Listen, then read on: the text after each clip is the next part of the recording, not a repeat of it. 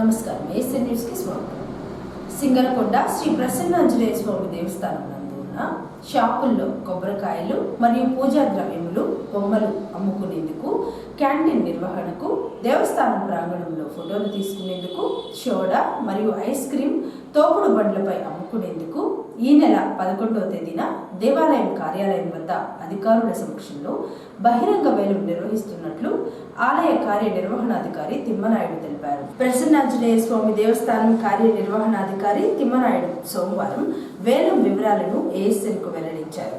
1/4/2026 నుండి 31/3/2027 వరకు దేవస్థానంలో భక్తులు సమర్పించే తలనీలాలు ప్రోగు చేసుకునేందుకు, భక్తులు సమర్పించిన సగం కొబ్బరి చిప్పలు ప్రోగు చేసుకునేందుకు బహిరంగ వేలం జరుగుతుందన్నారు. షాపు నెంబర్ 1, 2, 3, 4, 5లకు మరియు దేవస్థానం ఎదురుగల షాపులకు బహిరంగ వేలం నిర్వహిస్తున్నారని, వేలంలో పాల్గొనేవారు బుధవారం ఉదయం 10 గంటలకు ఆలయానికి చేరుకుని ధరావత్తు చెల్లించి పాల్గొనవచ్చని తిమ్మనాయుడు తెలిపారు. వీటి కాల పరిమితి సంవత్సర కాలం మాత్రమే ఉంటుంది అని, పాటదారులు ఈ విషయాన్ని గమనించాలన్నారు. నమస్కారం. శ్రీ ప్రసన్నాంజనేయ స్వామి వారి దేవస్థానం సింగరకొండ నందు ఈ సంవత్సరం 1/4/2026 సంవత్సరం నుంచి 31/3/2027 సంవత్సరం వరకు వివిధ లైసెన్స్ హక్కుల నిమిత్తం 11వ తారీఖున దేవస్థానం నందు బహిరంగ వేలములు, సీల్ టెండర్లు మరియు ఆన్లైన్ టెండర్లు నిర్వహించడం జరుగుతుంది. దాదాపు ఈ దేవస్థానానికి సంబంధించిన లీజు హక్కులు 10 కలవు. ఈ 10 అంశాలకు సంబంధించి బహిరంగ వేలం నిర్వహించడం జరుగుతుంది. బహిరంగ వేలం తదనంతరం సీల్ టెండర్లు ఓపెన్ చేస్తాము. సీల్ టెండర్లు ఓపెన్ చేసిన అనంతరం ఆన్లైన్ టెండర్స్ ఓపెన్ చేసి వాటిలో ఎవరైతే హెచ్చు మొత్తానికి పాట పాడి ఉంటారో వాళ్ళకి ఈ లీజు హక్కులను కేటాయించడం జరుగుతుంది. అందులో ప్రధానంగా మనకు దేవస్థానానికి ప్రధాన ఆదాయ వనరు అయినటువంటి కొబ్బరికాయలు మరియు తల వెంట్రుకల వేలం హక్కు, అలాగే పాదరక్షలు భద్రపరుచుకునే హక్కు, కొబ్బరి చిప్పలు, పొంగల్శాల మరియు బొమ్మలు కొట్టు, క్యాంటీన్ పెట్టుకునే హక్కు మరియు ఫోటోలు తీసుకునే హక్కు, మరియు తోపుడు బండ్లపై సోడా మరియు ఐస్ క్రీంలు కూడా అమ్ముకునే హక్కు, అలాగే దేవస్థానం నందు కొత్తగా నిర్మించినటువంటి వివిధ షాపులకు కూడా ఈరోజు బహిరంగ వేలం నిర్వహించడం జరుగుతుంది. కాబట్టి ఆసక్తి కలిగిన వారందరూ ఈ బహిరంగ వేలం నిర్వహించే అంశంలో పాల్గొని దేవస్థానంకు హెచ్చుపాట మరియు ఆదాయం సమకూరడానికి కృషి చేయవలసిందిగా దేవస్థానం తరఫున కోరుచున్నాను. ఈ బహిరంగ వేలం పాటలకు కొరకు తలనీలాలు మరియు కొబ్బరికాయలు, కొబ్బరి చిప్పలకు సంబంధించి ధరావత్తు 5 లక్షల రూపాయలు నిర్ణయించడం జరిగింది. అలాగే బొమ్మలకు మరియు పొంగల్శాల, క్యాంటీన్ వీటన్నిటికీ 2 లక్షల రూపాయలు నిర్ణయించడం జరిగింది. అలాగే దేవస్థానంలో ఫోటో మరియు వీడియోలు తీసుకునేవి, పాదరక్షలు తీసుకునేదానికి 50,000 రూపాయలు ధరావత్తు నిర్ణయించడం జరిగింది. అలాగే పాదరక్షలు మరియు సోడా మరియు ఐస్ క్రీము, అలాగే షాప్ నెంబర్ 1, 2, 3, 4, 5లకి 10,000 రూపాయల ధరావత్తు నిర్ణయించడం జరుగుతుంది. ఈ ధరావత్తుని వచ్చి వేలంపాటలో పాల్గొనేటువంటి ప్రతి ఒక్కరూ కట్టి పాల్గొనవచ్చు. ఎవరికైతే హెచ్చుపాట ఎవరి పేరునైతే నిలబడుతుందో వారి ధరావత్తును మాత్రం ఉంచుకొని మిగతా వాళ్ళ యొక్క ధరావత్తులన్నింటినీ కూడా వెనక్కి ఇచ్చేయడం జరుగుతుంది.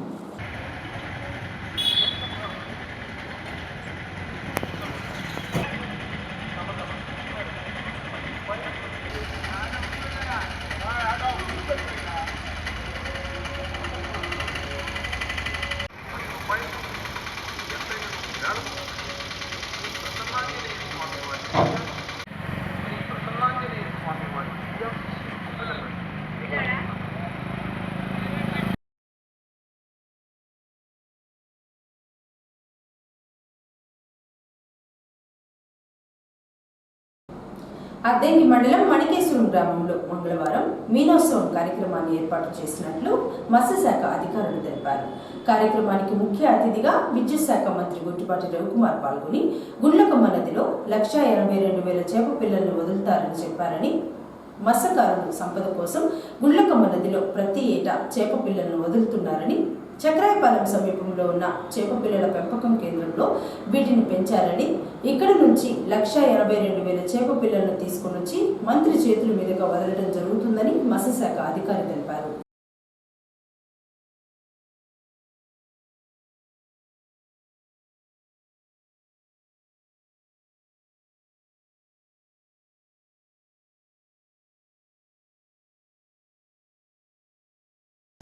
డిజిటల్ అరెస్టులు, సైబర్ నేరాల పట్ల ప్రజలు అవగాహన కలిగి ఎటువంటి ఫేక్ కాల్స్, ఫేక్ మెసేజ్లు వచ్చినా ఓపెన్ చేయరాదని, ఇలా ఓపెన్ చేసి ఎందరో డబ్బులు పోగొట్టుకున్నారని అద్దంకి సిఐ సుబ్బరాజు తెలిపారు.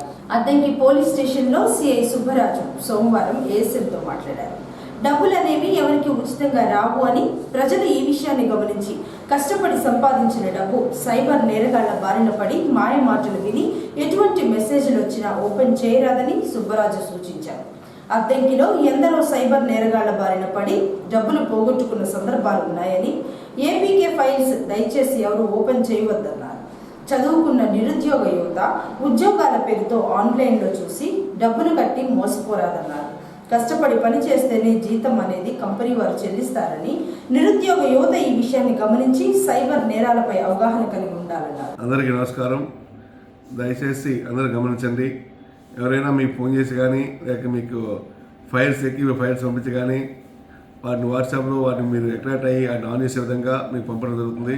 వాటి పట్ల జాగ్రత్తగా ఉండి ఎవరు కూడా ఆ ఏకీవి ఫైల్స్ ఎవరు ఓపెన్ చేయొద్దు. ఎటువంటి మీకు తిరిగి అన్నోన్ నెంబర్స్ వచ్చినటువంటి ఏ మెసేజ్ కూడా ఆన్ చేయొద్దు, ఏటిని క్లిక్ చేయొద్దు. అవన్నీ కూడా సైబర్ నేరాలు సంబంధించినటువంటి వ్యక్తులు పంపించేటువంటి ఫైల్స్ కానీ మెసేజ్ కానీ అని గమనించి వాటిని ఎప్పటికప్పుడు డిలీట్ చేసేయండి. వాటి పట్ల అప్రమత్తంగా ఉండి, ఎవరైనా మీకు ఫోన్ చేసి డిశ్చార్జ్ చేస్తాం, మీరు ఆ కేసులో ముందా ఈ కేసు ముందా భయపెట్టినట్లయితే ఎవరు భయపడిన అవసరం లేదు. డిశ్చార్జ్ అనేది అబద్ధం. ఎవరు డిశ్చార్జ్ చేయడానికి ఎవరికి అధికారం లేదు. అలా చేయడానికి అది అనేది అబద్ధం, పచ్చి అబద్ధం. దయచేసి నమ్మొద్దు. మీకు అలాంటి కాల్స్ వస్తున్నది ఇమీడియట్గా దగ్గర ఉన్న పోలీస్ స్టేషన్ సంప్రదించండి, లేదా మీ నైబర్స్ చెప్పండి. వాళ్ళు మేము అవాయిడ్ చేస్తారు.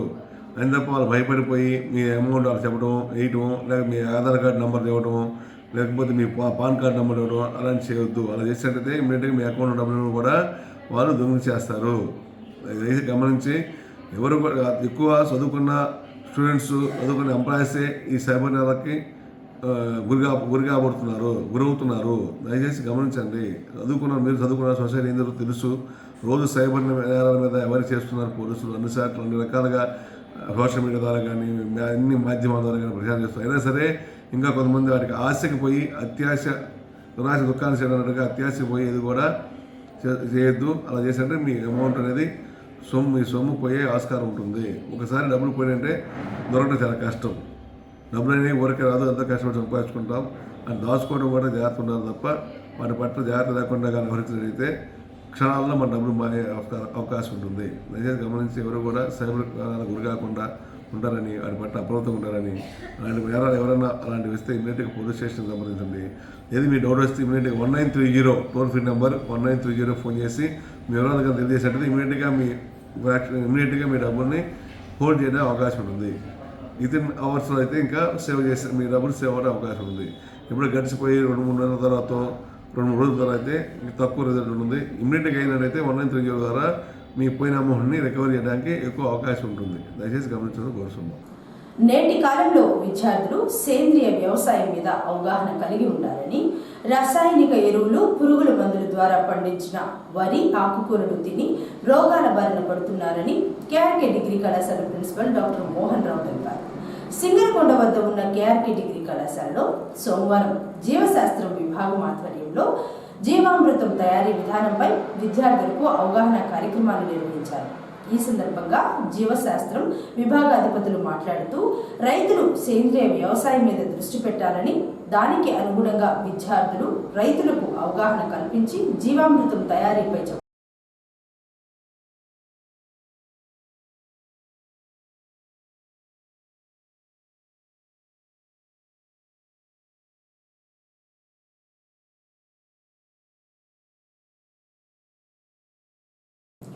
లేబర్ కోడ్లు రద్దు చేయాలని కోరుతూ గురువారం దేశవ్యాప్తంగా సమ్మె చేస్తున్నారని, సమ్మెలో మున్సిపల్ కార్మికులందరూ పాల్గొని జయప్రదం చేయాలని సిఐటియు నాయకులు తగ్గిరాల వెంకటేశ్వర్లు పిలుపునిచ్చారు. అద్దెకి మున్సిపల్ పారిశుద్ధ్య కార్మికులతో సిఐటియు నాయకులు వెంకటేశ్వర్లు సమావేశాన్ని నిర్వహించారు. ఈ సందర్భంగా వెంకటేశ్వర్లు మాట్లాడుతూ, కేంద్ర ప్రభుత్వం ప్రస్తుతం ఉన్న 29 కార్మిక చట్టాలను రద్దు చేసి వాటి స్థానంలో 4 కార్మిక కోడ్లను ప్రవేశపెట్టిందని, దీనివలన భవిష్యత్తులో కార్మిక వర్గానికి భారీ స్థాయిలో నష్టం వాటిల్లిందన్నారు. లేబర్ కోడ్లు రద్దు చేసే వరకు కార్మిక సంఘాలతో కలిసి సిఐటియు పోరాటం చేస్తుందన్నారు. కార్మికుల చట్టాలను కాపాడుకునేందుకు సిఐటియు అన్ని రంగాల కార్మిక సంఘాలతో కలిసి ఈ నెల 12వ తేదీన దేశవ్యాప్త సమ్మెకు పిలుపునిచ్చిందని, సమ్మెలో మున్సిపల్ సిబ్బంది పాల్గొని జయప్రదం చేయాలన్నారు. పోరాడితేనే ఏదైనా సాధించుకోవచ్చన్నారు. పని భారం పెరుగుతూ ఉంది. నిన్న మనం ధర్నా కూడా చేసాం. మున్సిపల్ ఆఫీస్ దగ్గర మనం ధర్నా చేసిన ప్రధాన అంశం ఏంటంటే పని భారం పెరుగుతూ ఉంది. మెయిన్లు కొట్టి ఆడగొట్టి అయ్యి ఉరుకులు పరుగులు ఏకకాలంలో బహుముఖ పనులు చేయాల్సి వస్తూ ఉంది. వీటి నుంచి మాకు కాపాడండి, వర్కర్స్ని పెంచండి అని చెప్పేసి అడుగుతా ఉన్నాం. మున్సిపాలిటీలు అన్నాక ఒక హెల్పరు ప్రతి వాటిలో ఇద్దరు ఉండాలి. కొన్ని వాటిని నేను చూస్తాను ఒకళ్ళే అన్ని పనులు చేస్తూ ఉన్నారు. ఇబ్బంది పడుతూ ఉన్నాం కాబట్టి అదొకటి మనం తీసుకొచ్చాం. రేపు కౌన్సిల్ సమావేశంలో తీర్మానం చేయమని మళ్ళీ ఒక లెటర్ ఇస్తాం మనం ఈ నెలాఖరికి సంబంధించి. దాంతోపాటు డైలీ వేజ్ ఉన్నటువంటి కార్మికులందరూ అవకాశాలు చేర్చమని చెప్పాము. ఇది మన ప్రధానమైనటువంటి ఇమేజ్తో ఇవన్నీ జరుగుతున్నాయి. ఇవన్నీ చేయాలంటే మనకి కార్మిక చట్టాలు ఏవైతే ఉన్నాయో లేబర్ కోడ్ బిల్లు తీసుకొచ్చి చట్టాలన్నింటినీ మార్చేసి బిల్లు ద్వారాగా కార్మికులకు ఉన్నటువంటి హక్కులు, సమ్మె చేసుకునే హక్కు, యూనియన్ పెట్టుకునే హక్కు, వేతనాలు అడిగే హక్కు ఏవైతే ఉన్నాయో అవన్నీ లేకుండా చట్ట ప్రకారం తీసేశారు. కేంద్ర ప్రభుత్వం తీసేసింది. కేంద్ర ప్రభుత్వానికి మద్దతుకి ఈ రాష్ట్రంలో ఉన్నటువంటి అన్ని పార్టీలు మద్దతు తెలియజేస్తా ఉన్నాయి. అందుకని వీటిని నిరసిస్తూ 12వ తేదీ దేశవ్యాప్తంగా ఒకరోజు కార్మిక వర్గం మొత్తం సమ్మె చేస్తా ఉన్నాం. ఓన్లీ మున్సిపాలిటీ కాదు, అంగన్వాడీలు, ఆశాలు, బిల్డింగ్ పనిచేసేటువంటి వాళ్ళు, పెయింట్ వాళ్ళు, కార్పొరేటర్లు, అన్ని రకాలైనటువంటి కార్మికులందరూ ఈ కేంద్ర ప్రభుత్వం కార్మికులు పొట్టగొట్టే విధానాలను నిరసిస్తూ వీటన్నిటిని మనం చేయాలంటే ఆ రోజు మొత్తం మనం ఉదయాన్నే ఎవరు మచ్చరికి రావద్దు. ఆ రోజు సెలవు. మనం ముందుగానే జిల్లా కలెక్టర్ సమ్మె నోటీస్ ఇచ్చాం, కమిషనర్కి ఇచ్చాం, స్టేట్లో ఇచ్చాం, జిల్లాలో ఇచ్చాం. అందుకని మనం చట్టపరకంగా ఏదైతే చేయాలో అది మనం చేసాం. అందుకని మీరు ఎందుకు రాలేదు, మీరు రండి, వాళ్ళు వీళ్ళని ఈ భాగాలన్నీ వద్దు. అందరూ కొత్త వాళ్ళు పాత వాళ్ళు అనేది మీరు వ్యత్యాసం తీసుకురావద్దు. మాకుందా, వాళ్ళకైనా, వాళ్ళైనా, మాకేనని మీరే ముందు ఎట్లా ఉంటుందంటే దొంగ అంటే నీ అనుకున్నాడు కూడా అన్నట్టుగా ముందు మనమే వాళ్ళు కూడా ఉన్నారు, వీళ్ళు మనకే వస్తుంది సందేహాలు. అట్లా కాకుండా మనం అందరం కార్మికులమే. ఆ రోజు అందరూ సమ్మె చేస్తున్నాం. అందరికి వేతనం కట్ అయింది. అందుకని అందరూ భవానీ సెంటర్ దగ్గర మనం టెంట్ వేసి అక్కడ అట్లా వెనకోళ్ళు ముందు వచ్చి ఒక గంటకి సంబంధించినటువంటి అన్ని ఏర్పాట్లు చేస్తా ఉన్నాం. అందరూ భవానీ సెంటర్ 9 గంటలకు అక్కడికి రావాలని చెప్పేసి మీ అందరికీ తెలియజేస్తా ఉన్నా. ఇది మొదటి విషయం. రెండేది రేపు సాయంత్రం 5 గంటలకి బైక్ ర్యాలీలు ఉంది. ఈ సమ్మెను జయప్రదం చేయమని ప్రచారంలో భాగంగా అంబేద్కర్ బొమ్మ నుండి భవానీ సెంటర్ దాకా బైక్ ర్యాలీ పెట్టాలనుకున్నాం. మోటార్ సైకిల్ ఉన్న వాళ్ళు అందరూ, ఆడవాళ్ళకు కూడా ఉంటే తీసుకురండి, ఇబ్బంది ఏం లేదు. ఇందులో మినహాయింపు. ఎందుకంటే మగవాళ్ళు రావట్రా, నేను చెప్తున్నా. అంటే మగవాళ్ళు ఎప్పటికన్నా ఏదన్నా చేయండి. 12వ తేదీ సార్వత్రిక సమ్మెను రద్దు చేయాలి. కార్మిక పొందుతున్నటువంటి లేబర్ కోడ్ బిల్లును రద్దు చేయాలి. లేబర్ కోడ్ బిల్లును రద్దు చేయాలి. లేబర్ కోడ్ బిల్లును జయప్రదం చేయండి. సార్వత్రిక సమ్మెను జయప్రదం చేయండి. ఫిబ్రవరి 12 సార్వత్రిక సమ్మెను రద్దు చేయాలి. లేబర్ కోడ్ బిల్లును రద్దు చేయాలి. లేబర్ కోడ్ బిల్లును. అద్దెకి మధురానగర్కు చెందిన తెలుగుదేశం పార్టీ వీరాభిమాని ఎర్రగుంట్ల పెద్దరాజులయ్య 101 సంవత్సరాల వయసు కలిగి ఆదివారం రాత్రి పరమపదించారు. పెద్దరాజులయ్య టీడీపీ పార్టీ వీరాభిమానిగా ఉంటూ మంత్రి నారా లోకేష్ చేపట్టిన యోగనం పాదయాత్ర సమయంలో అద్దెకి చేరుకోగా పెద్దరాజులయ్య నారా లోకేష్ను గొట్టిపాటి రవికుమార్ను ఆప్యాయంగా కలిసి మాట్లాడారు. పెద్దరాజులయ్య భౌతికాయానికి బంధువులు, కుటుంబ సభ్యులు, టీడీపీ నేతలు నివాళులర్పించారు. మధురానగర్ నుంచి సోమవారం అంతిమయాత్ర ఏర్పాటు చేయగా అధిక సంఖ్యలో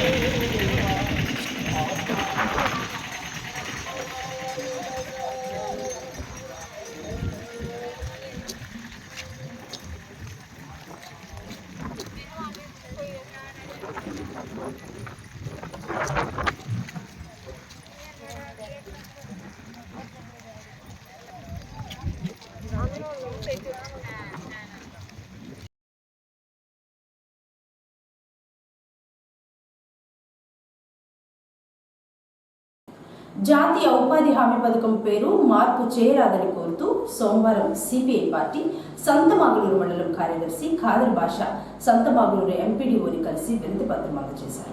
మహాత్మా గాంధీ జాతీయ ఉపాధి హామీ పథకం పేరు కొనసాగించి ప్రతి శ్రామికుడికి 100 రోజులు పని దినాలు కల్పించి 700 రూపాయలు రోజువారీ కూలీ చెల్లించాలని, అర్హులైన ప్రతి ఒక్కరికి జాబ్ కార్డు అందజేయాలని ఖాదర్ బాషా ఎంపీడీఓని కోరారు.